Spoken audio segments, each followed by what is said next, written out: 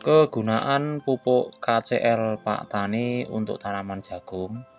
Pupuk KCL Pak Tani berfungsi untuk memaksimalkan fase generatif pada tanaman jagung.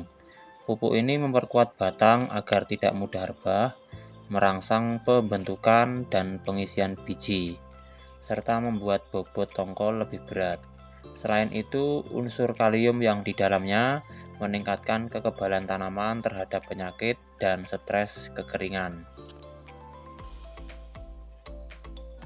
Manfaat pupuk KCL Pak Tani pada tanaman jagung: yang pertama, memperbesar dan pengisian tongkol.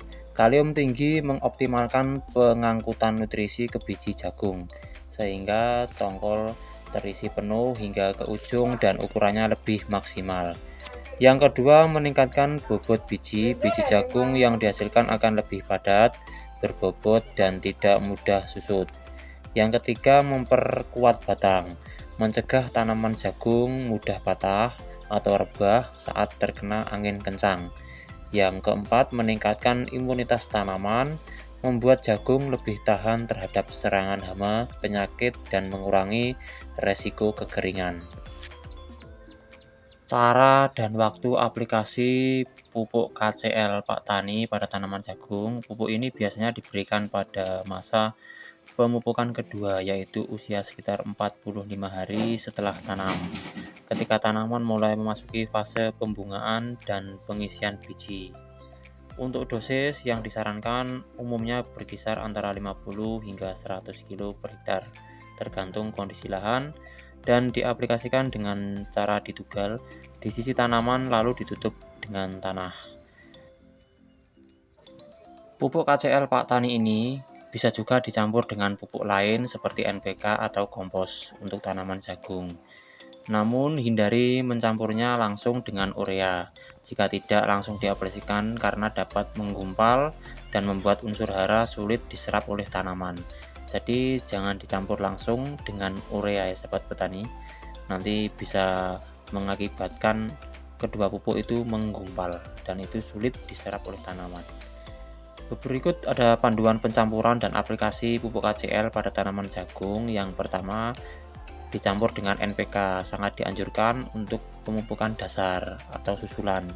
KCL berfungsi menambah unsur kalium untuk menguatkan batang dan memaksimalkan pengisian serta bobot biji jagung.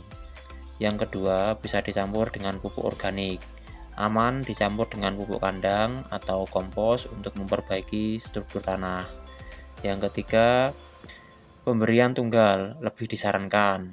Untuk hasil yang lebih efektif, aplikasikan pupuk KCL secara terpisah dengan cara ditugal.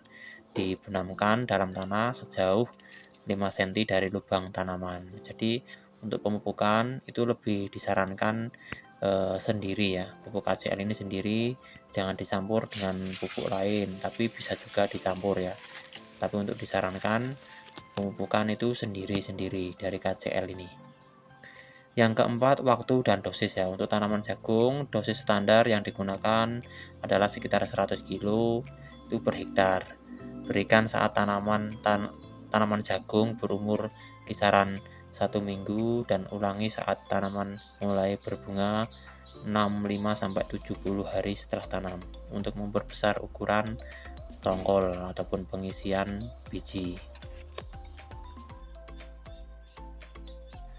Pupuk KCL Pak Tani setelah diaplikasikan ke tanaman jagung dengan benar, kondisi tanaman akan tumbuh lebih kokoh dengan batang yang kuat pada fase generatif.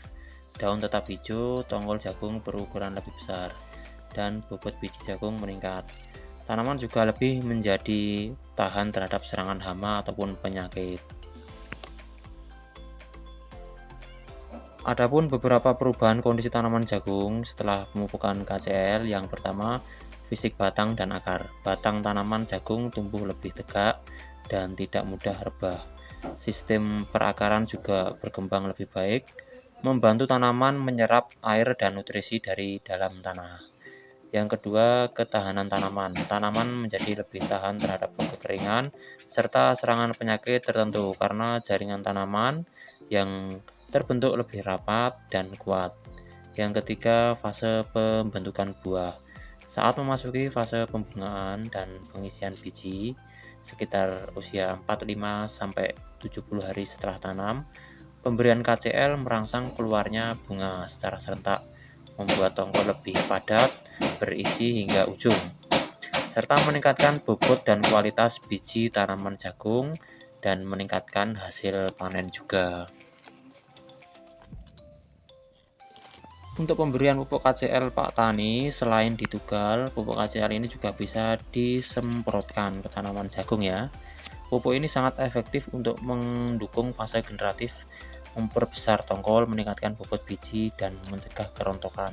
Untuk penyemprotan, pastikan menggunakan dosis yang tepat dan lakukan pada waktu yang tepat. Jadi pupuk KCL ini selain ditugal, diserap oleh akar jagung, dia juga bisa disemprotkan dari atas. Adapun beberapa panduan untuk penyemprotan KCL Pak Tani pada tanaman jagung. Yang pertama, waktu aplikasi. Semprotkan saat tanaman memasuki fase generatif, pembungaan atau pengisian biji, yakni sekitar usia 65 hingga 70 hari setelah tanam. Yang kedua, dosis larutan. Larutkan sekitar 2 hingga 4 gram pupuk KCL per liter air, sesuaikan dengan petunjuk pada kemasan. Yang ketiga, alternatif secara aplikasi. Selain disemprotkan, pupuk daun pupuk KCL sangat dianjurkan untuk diaplikasikan melalui cara ditabur atau dikocor. Dilarutkan dalam air, lalu disiramkan ke pangkal tanaman dengan dosis sekitar 200 hingga 300 kg per hektar. Jadi pupuk KCL Pak Tani ini bisa disemprotkan, bisa dikocorkan, bisa juga ditabur ya sahabat petani, seperti pupuk-pupuk daun yang lainnya. Jadi untuk sahabat petani jangan khawatir, untuk tanaman jagung yang ingin hasilnya lebih meningkat, bobotnya lebih berat, itu bisa dicoba menggunakan pupuk KCL ya. Pupuk KCL ini sudah umum digunakan para petani di seluruh Nusantara ini ya. Jadi sudah teruji kualitasnya untuk tanaman jagung ya. Jadi harus dicoba diaplikasikan ya. Untuk yang berminat produknya, tak sematkan pada video ini, langsung dicek saja ya. Harganya juga terjangkau dan ramah di kantong untuk sahabat petani semua. Berikut beberapa hasil tanaman jagung setelah rutin penggunaan pupuk KCL Pak Tani. Yang pertama, pengisian biji optimal, kandungan kalium K20 60%, memastikan nutrisi tersalurkan sempurna untuk pengisian biji, mencegah gejala ompong pada ujung tongkol tanaman jagung. Yang kedua, pembesaran tongkol dan bobot, membantu memaksimalkan ukuran fisik tongkol dan meningkatkan bobot berat pipiran jagung.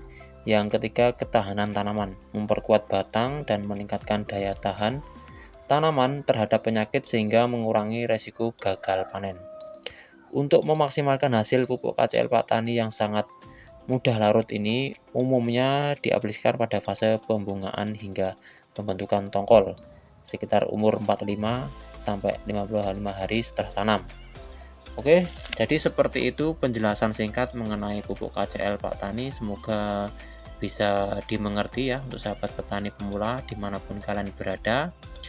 Terima kasih yang sudah mendukung channel ini. Yang belum subscribe silahkan dibantu subscribe. Sang petani akan lebih semangat mengupload video. Tentunya kita belajar bersama mengenai dunia pertanian ya, belajar bersama mengenali pupuk-pupuk yang ada pada saat ini. Jadi kita harus mengikuti alurnya ya, karena untuk tanaman jagung saat ini memang harus berani menggunakan pupuk selain nitrogen ataupun urea. Biasanya untuk sahabat petani itu yang diandalkan cuma nitrogen dan urea dan Ponska itu saja, tapi tanpa memperdulikan pupuk tambahan yang lainnya. Jadi sahabat petani harus dicoba supaya tanaman jagungnya lebih menghasilkan, hasil panennya lebih meningkat, itu coba menggunakan KCL Pak Tani ini. Oke, terima kasih. Semoga bermanfaat. Apabila ada kurang lebihnya dari video ini, mohon maaf. Akhir kata dari saya, wassalamualaikum warahmatullahi wabarakatuh.